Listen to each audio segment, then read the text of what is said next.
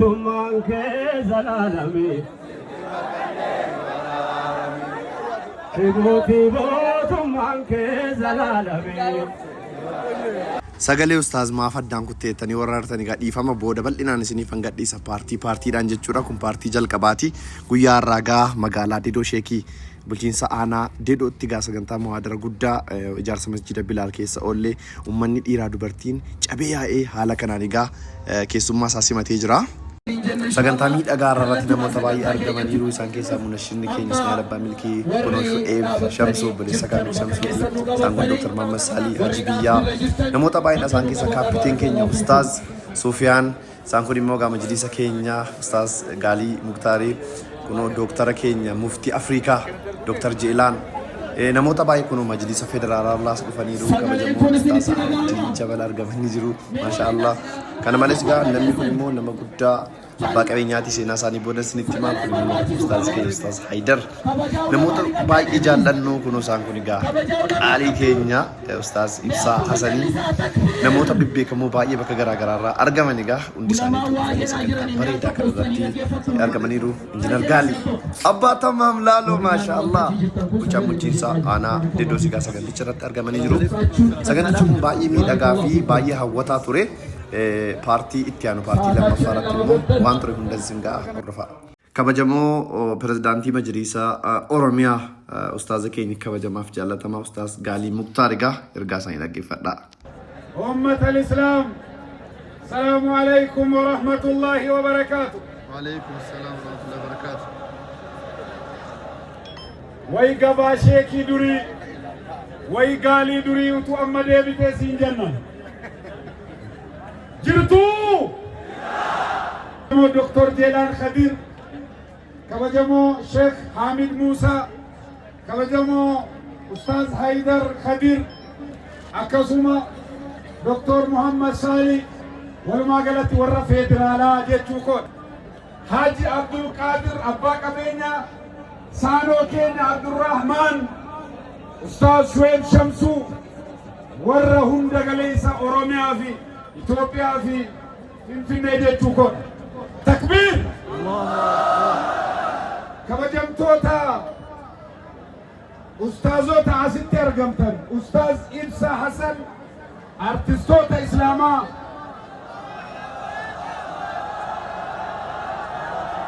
Takbiir! artistoota Islaamaa munashinoota Ustaaz Ismaa'eel Abbaa Milkii ربنا كالنفايا نفاجر جل الرايان كبجمو الشيخ محمد ساني عبد القادر مجلس قدنا حاجي حمزة محمد نور أستاذ شيخ محمد أمين تمام مجلس قدنا في مقالة شيخ عبد الجبار ارتستي كينيا تمام تكبير كمجمو بلشا بلشينسا أنا ديدو أبو فضلوفي عبدالرزاق ورّي أستي أرقمتن هندون تخيصنو إيرادو برتين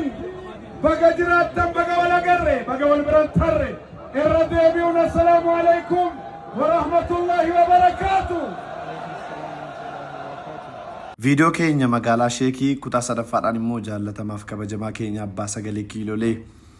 Ustaaza nama hundaaf garaan isaanii raafamu nama keenya nama guddaa Ustaaz Raayyaa Abbaa Maccaa sagalee isaanii kiilolee sanaa fi uummata isaan jaallatuun waan isaanii dhaggeeffatan. الصلاة والسلام على رسول الله صلى الله عليه وسلم السلام عليكم ورحمة الله وبركاته.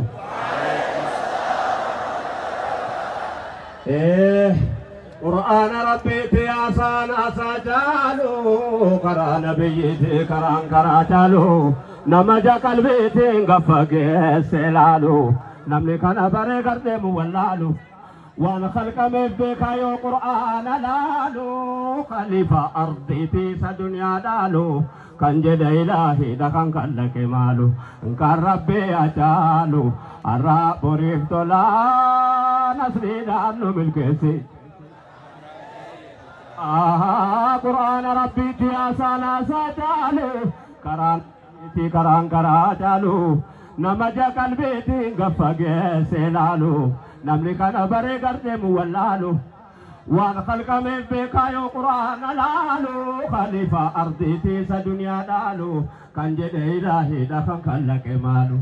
كان ربي أجالو الراب بريفت لا نسري دالو بالكيسي أمني أتقول اتقابمي وان بامي فقفتون تين وان بامني في جارة إن شاء الله وان بامي فقفامي وان بامني في جارة أمتا مغالا إجارة نفمالي أمتا مدرسة قفاس ميتي أمتا مزيدا قفاس ميتي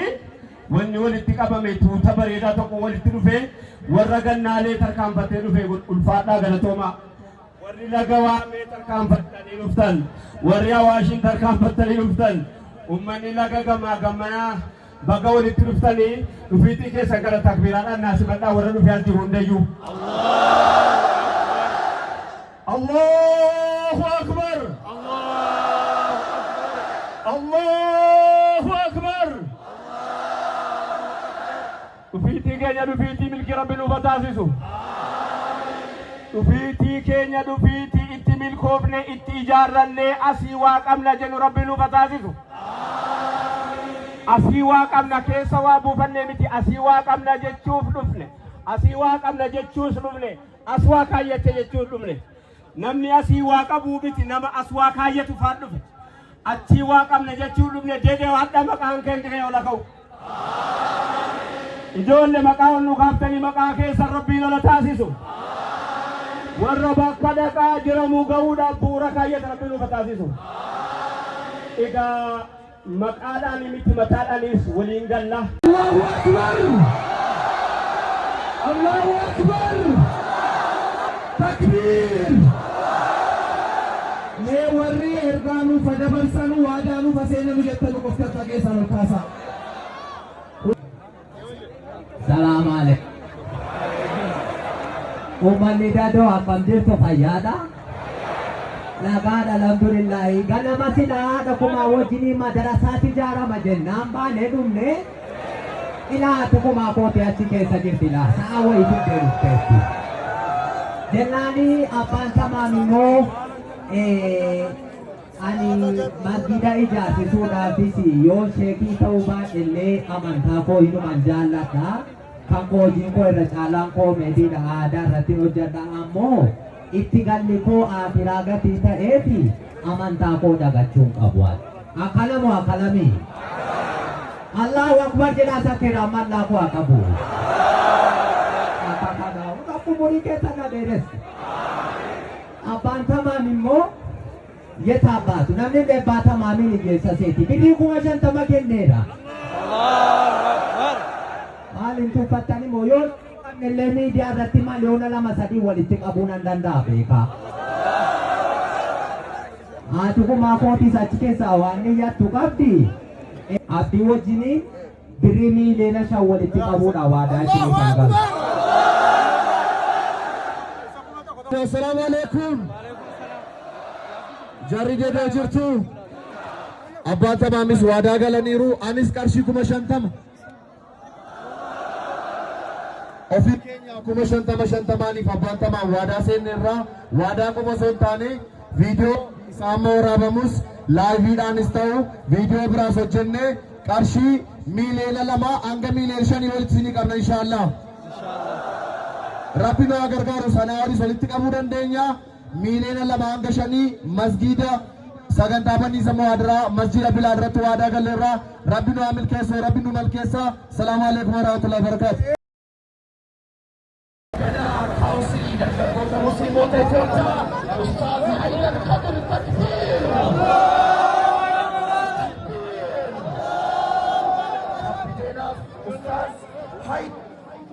Sufyan Osman takbir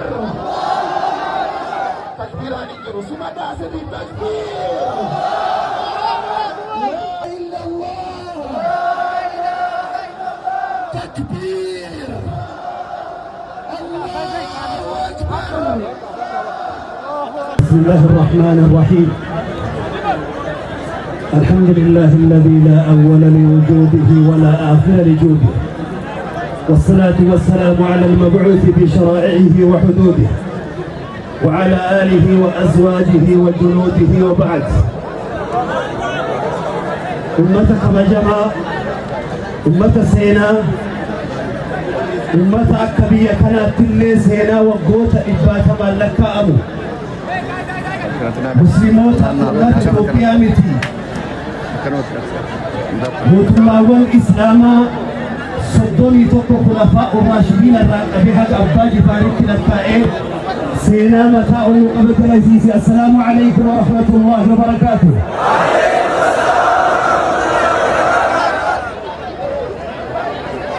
بالمداكي كنرى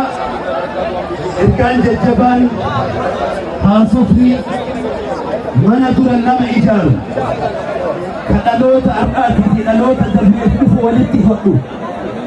سينا جبتوت ببريدا في قماتش سينا الرئيس والجتل أخلاق مركز أكا شاوري تتي أخلاق ليقو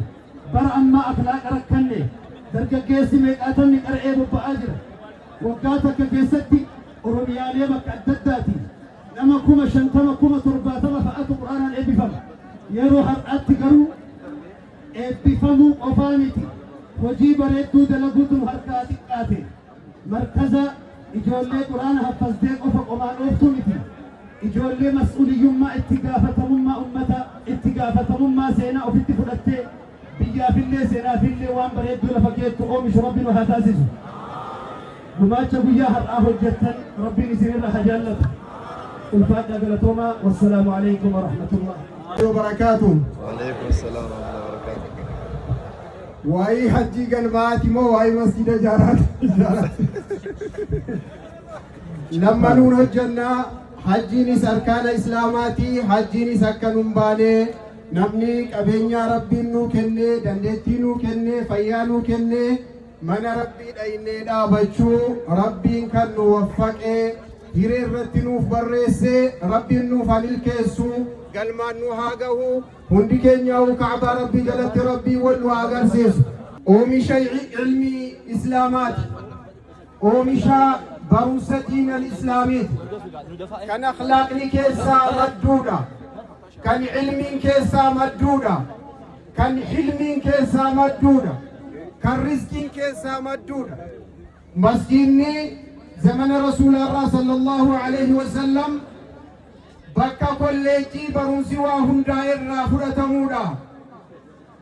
كان دلدل بربادك أجيل فما دلدلا كان أجي أرغتون كان نماولين أكد تجرات بين مسجد لكي كان أجي أكد نماولين براتو بريغا نودا فودا فيرما كان براتمو مسجد الرا أودا أجرا أرغتين نمني قالي من إسلاما إجارتا قالي دلدل إسلاما إتين إجارتا كينيا غاري تهودا غانتي كان الراهفة غدينالين كان الراهفة نانون كان الراهفة أكنتي مسجد أكنا إجارودا فوق بيسون أمتا أكنا ببريدو إجارودا فوق بيسون كايو من إسلاما إتين دشي كان الرجرات وانت هيدا في ربين مسجدا في مركز هرد دبتا جرو كنا يروغ بابا بود أمو كان كيستي سلامني ilmaan keenya keessatti barsiifannee akhlaaqa islaamaa keessatti babal'ifannee jireenya keenya duniyaa kan keessatti bareeffannee tolfannee ummata naannoo biraatiif fakkeenya ta'an rabbiin nu haa taasisu. Galmee hajjii bara kanaatiif guyyaa 8 qofannuu hafaa amajjii 17 sha'baan amajjii 18 sha'baana 7 galmeen hajjii bara kanaa waan cufamuuf namni asii nu dhagahaa jirtan namni miidiyaan hordofaa jirtan namni ergaa kana booda dhageessan hundi keessanuu hajjiidhaaf qopheessaa rabbiin nama hajjii islaamaa hajjee milkaa rabbiin waa taa'isu jazakumullahu khairan wassalaamu alaikum warahmatullahi wabarakatuh. Allahu akbar. السلام عليكم ورحمة الله وبركاته. بسم الله الرحمن الرحيم الحمد لله والصلاة والسلام على رسول الله وعلى آله وأصحابه ولما بعد نجيني رحمن ربي الربيع إسر هاجرات ونجب أمة إسلام أمة سنر كان كي سنركي ummata alamaa guutuu fakkeenya taatan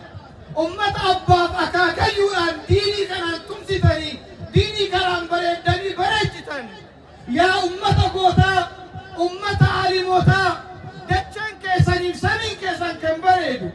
jannata biyya duniyaa ilmaan Jimmaa Abbaa Jifaar ilmaan Sharangibee baga magaalaa sheekiitti wal agarree Allahu Akbar Allahu Akbar annekkaa gabaabaa haqqabaa ulamoota gurguddaa funduratti waa dheeraa hin haasawu tokkoffaa ummata keenya warri magaalaa sheekii fi aanaa dedoo jirtan sheekni keenya Sheekh Maamad Saanii itti gaafatama maddiisa godina Jimmaa dhufanii jiru Allahu Akbar Allahu Akbar arra nuti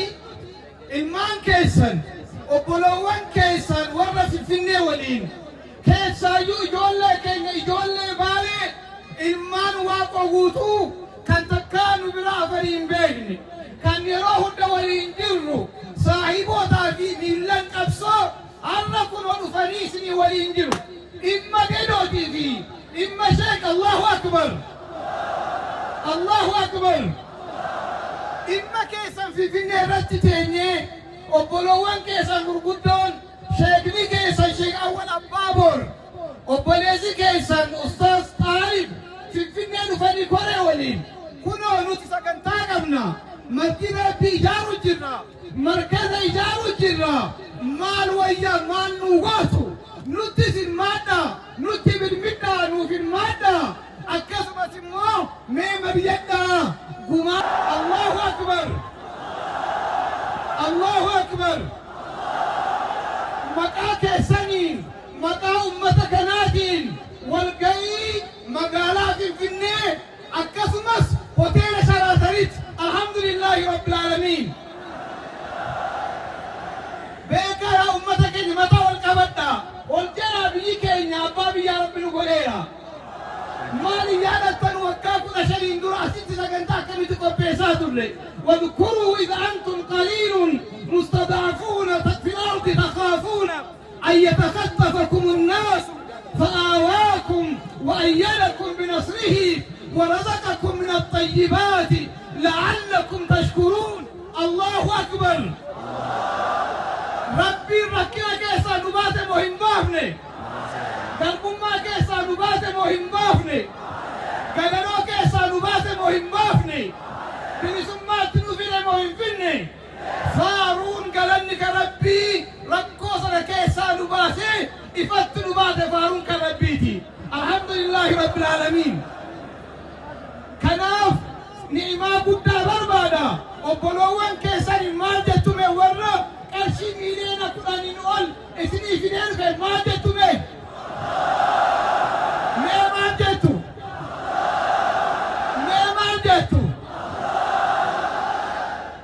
إنا عرضنا الأمانة على السماوات والأرض والجبال فأبين أن يحملنها وأشفقن منها وحملها الإنسان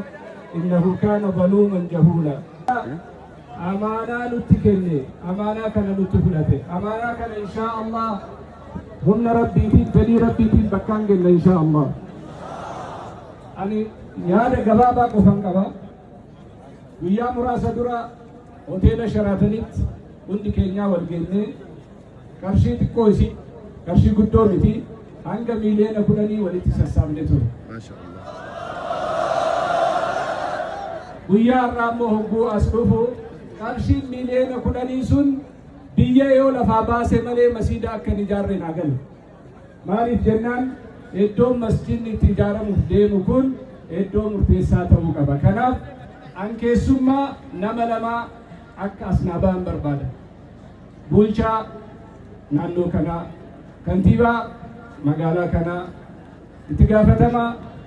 دابت بلادنا نانو كنا أسباني كارشي فينا كنا بيّدان همارمو مسيدة يتنو إجارو مسيدة يو يتنو إجارو بربادا نمو مقالتين مقالا شيكو تاتير ندرم أستاذ أحمد الدين أم سبريدا أسيد آمني جرو أن أستاذ أحمد الدين تكا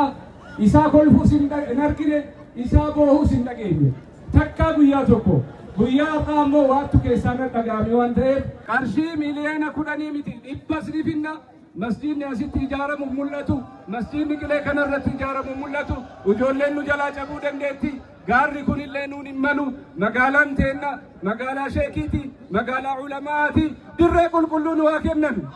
Allahu akbar. Dirree bareedduu nu haa kennan. Kaardii kenna guutuu walitti qabnee jaraa kennina, jarris lafa kenna nu haa kennan. Filannoon dhufe moo hin dhufne? Lafa teenna nuu kennan moo hin kennan?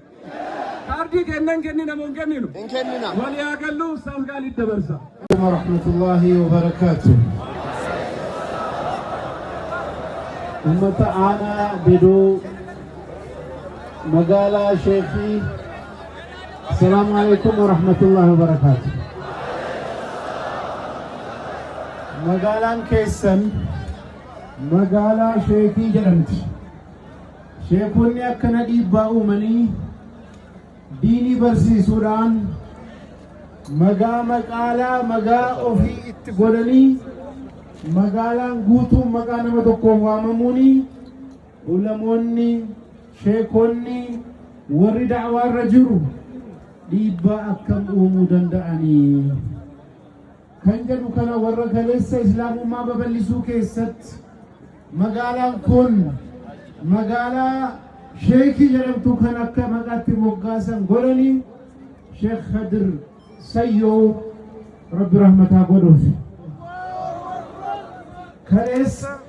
ulamoonni diinii kana ummata barsiisuudhaaf yaalii godhanii jiru. Har'a immoo dhaloonni jiru kun diinii kaleessa ulamoonni barsiisan kana kitaaba qara'uudhaan barumsa barachuudhaan diinagdeetti jajjabachuudhaan dhiibbaa uumuu irratti caalee argamuudhaan hojiidhaan diinii isaa ol fuuchuu irratti diinii isaa ol qabuu irratti hojii kaleessa abbootiin isaa jalqaban bakka jarri irraa jalqaban irraa hin jalqabnu bakka jarri irraa dhaaban irraa fuunee gara fuulduraatti geessinaa kan jedhu kanaaf walgeenyi muwaabiraatiif godina Jimmaan keessa yeroo dhumaatiif konkolaataa isaanii oofanii kan dhufan magaalaa Sheekii kan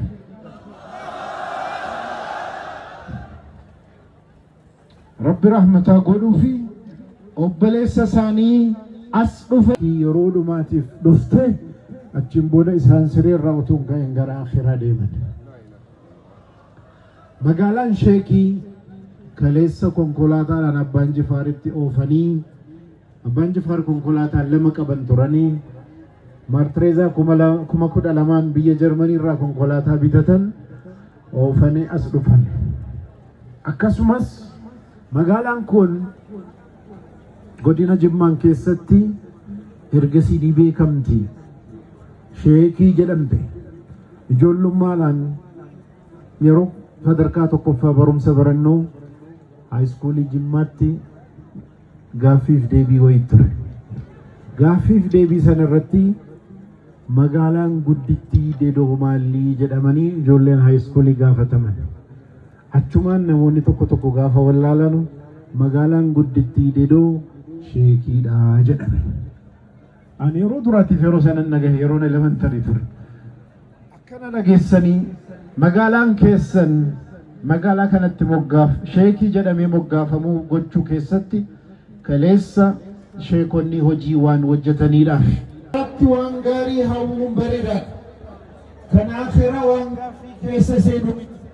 duniyaa irrattis maqaa gaarii horachuu qabna. Har'a Abbaa Jifaar kan jedhaaru magaalaan Sheekii kan jedhamaaru masjidni Bilaal kan jedhamaaru warra kaleessa seenaa khayrii irratti dalagine akkasimoo akkasii miti. Nabi Ibrahim alayhi salaamtu Rabbiin du'aa'ii kadhatan du'aa'ii hedduu Qur'aana keessatti kan isaan kadhatan jira. Sana keessaa tokko maalinni waj'al lii lisaana sidqin fil aakhiriin dhaloota dhufu biratti maqaa gaarii haala gaariidhaan yaadatamuu naa godhii jedhame Rabbiin kadhatan. Du'aa'ii kadhachuun isaanii waan guddaa garuu du'aa'ii qofaa miti kan isaanii hojiidhaan hojjetanii qabsaa'anii maallaqa isaanii baasanii namni itti dhufnaan jibicha tokko kan qalu turan Ibraahim warra maallaqa qabu turan sana qofaa miti diinii jecha tawhiida jecha rukutamanii tawhiida jecha ibiddatti darbatamanii qormaata adda addaa keessa rabbiin dabarseen dulluma keessa ilma argatan gorra'a jedhaman kana hunda dabarfatanii du'aa'ii kadhachuu qofaan otoo hin ta'in waan hawwamsan qabatamaadhaan mul'isanii waan argamaniif haala sana hunda dalaganii dhaloota dhufu biratti khayriidhaan yaadatamuu barbaadan rabbiin isa irraa taqabbale waa hedduudhaan maqaa isaanii ol fuudhe akkasimoo akkasii miti mee tokko tokkoon keessan yaadadha guyyaa guyyaan maqaa Ibraahim kaasaa jirra alayhi salaam qormaataaf deemanu shayxaanni nama fakkaatee itti dhufe mana amantaani argitee ilma kan kee hin gorra'inii jedhee kaayyoo wareegama kaffalurraa dubbeetti deebisuu gaafa dhufu dhakaa lafaa fuudhanii deemasii shayxaana jedhaniitti darbatan ummanni hajjii dhufu hundinuu akka Ibraahim darbate atis darbadhu jedhan Ibraahimin yoo laallee seenaa dalaguudhaaf seenaa keessatti yaadatamuudhaaf hawwan Ibraahim muslima qofa biratti miti kiristaannis Ibraahim jedhan Abrahaam jedhan ayhuuda biras dhaqnaan Abrahaam jedhan hatta mana cidhaa dhaqnaanillee sarguu Yesaaraannaa Abrahaam jedhamu achillattillee maqaan isaanii nafne maalii jennaan seenaa keessatti akka khayriidhaan yaadatamanu rabbiin kadhatan Ibraahimin namni sharriin kaasu hin jiru amantaadhaan wal dhabamus Ibraahim yeroo hundumaa waan gaariin kaafamu maalii jennaan maqaa gaarii seenaa keessatti kaa'anii deemuu barbaadan masjida Bilaal kan jedhu ilaalaa jirra markaza Bilaal jedhaarra Bilaal khayrii dalagee seenaa dalageennaan faana isaa buunaa nus masjida keenya maqaa isaatti moggaafannaa jedhaarra namni masjida isaa maqaa Fir'aawanii moggaafatu jira hin jiru maqaa Abu Jahal jedhee masjidni moggaafatu jiru hin jiru maaliif jennaan karaa sharrii irratti karaa badaa irratti warra ture namni har'as markaza kana keessatti masjida kana keessatti akka Ibraahim ilmoo waliin haadha manaa waliin isaan waliin hajjii irratti akkuma sila isinii kaase